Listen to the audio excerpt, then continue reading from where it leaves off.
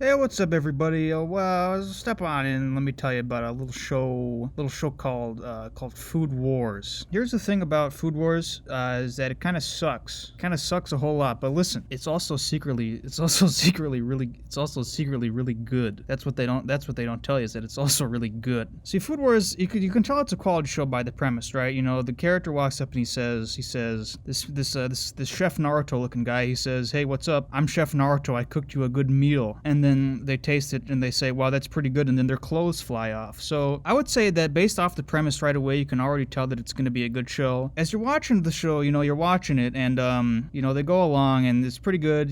Season 1, you're like, all right, wow, she cut the fish. That was pretty cool. Then season 2, you're like, wow, it was a big tournament. That's pretty cool. And then season 3 rolls around, and then you're like, well, I don't really know what they're doing with this here. It doesn't really make any sense. You have this pale vampire-looking guy. He's sort of messing things around. But it's whatever. I'm sure they'll move on. And then that whole storyline takes place throughout the entirety of season 3 and 4, which, to be honest, sucks. But then, listen. If you make it through seasons 3 and 4, your patience is rewarded. Because then you get to season 5, which is quite possibly the greatest season of anime ever animated, ever put to screen. Let me tell you about it. The show starts, and you get this new villain introduced, and he's like, "Hey, what's up? I'm the new villain." And I'm like, "Okay, so I think, what is this guy? Is this guy's is this Chef Naruto's secret like brother or something? That'd be kind of stupid." Basically, he's Chef Naruto's evil brother. So that's kind of cool. And then get this. This is when I knew this show was going to be special. They're having the cooking tournament because everything in the show is a cooking tournament. And the main villain, he's cooking against the big powerful #1 chef guy.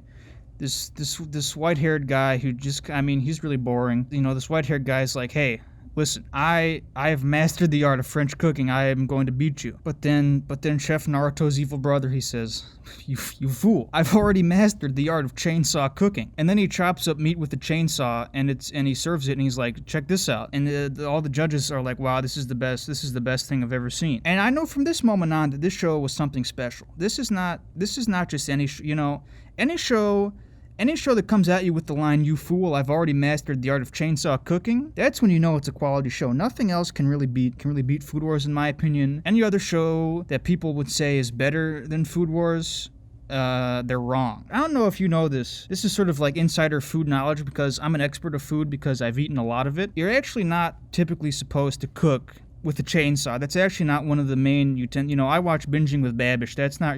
He usually doesn't whip out the chainsaw when he's doing his cooking stuff.